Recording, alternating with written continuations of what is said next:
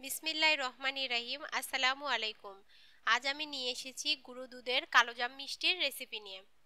শুরুতেই একটি বাটিতে আমি নিয়ে দেব হাফ কাপ গুঁড়ো দুধ।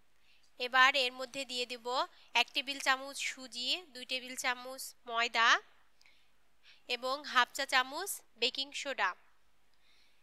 দিয়ে দেওয়ার পর এর মধ্যে আরও দিয়ে দেব ঘি 2 টেবিল চামচ, দিয়ে ভালোভাবে মাখিয়ে নেব।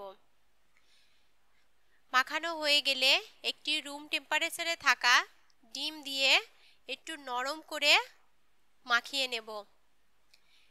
এটা অনেকটাই নরম হবে এবং হাতের সাথে লেগে লেগে থাকবে, এমনভাবে ডিমটা দিয়ে মাখিয়ে নেব।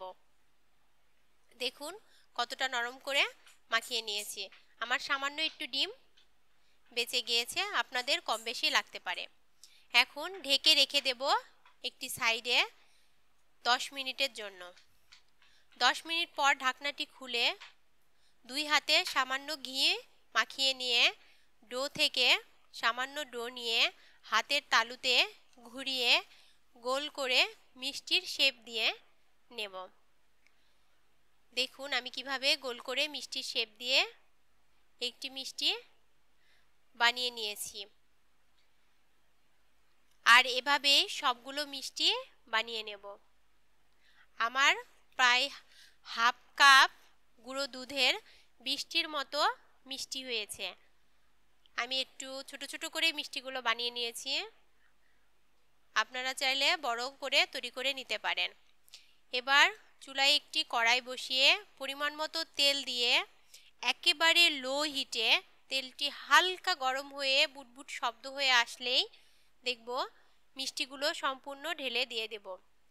মিষ্টিগুলো একটা একটা করে ঢেলে দেব, যাতে কোনো মিষ্টির সাথে কোনো মিষ্টি লেগে ভেঙে না যায়। এ সময় কোনো অবস্থাতেই চামচ বা ছাঁকনি দিয়ে নাড়া যাবে না। যখন মিষ্টিগুলো সম্পূর্ণ ফুলে উঠবে তখন নেড়ে ভালোভাবে উল্টিয়ে পাল্টিয়ে মিষ্টিগুলোকে ভেজে নেব, একদম লালচে কালার করে। দেখুন আমি কিভাবে উল্টিয়ে পাল্টিয়ে ভেজে একদম লালচে কালার করে যখন চলে আসবে তখন আমি উঠিয়ে ফেলব।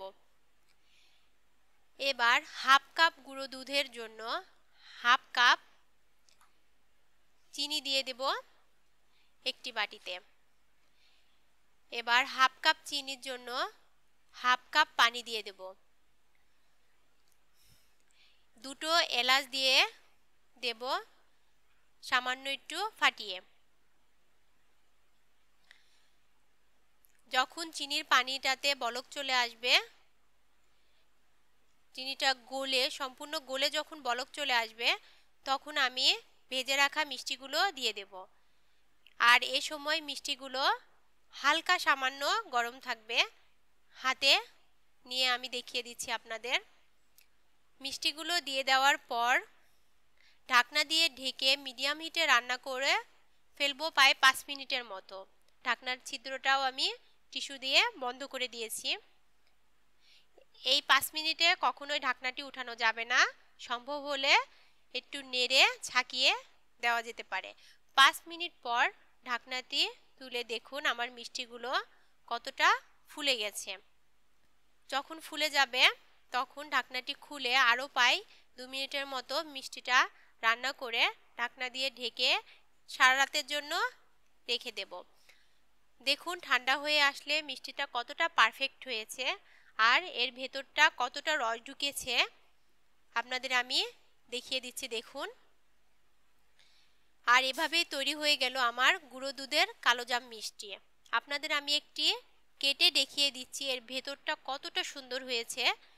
তাই আমার এই রেসিপিটি যদি আপনাদের কাছে ভালো লেগে থাকে তাহলে একটি লাইক, কমেন্ট ও শেয়ার করে আমার চ্যানেলের সাথেই থাকবেন।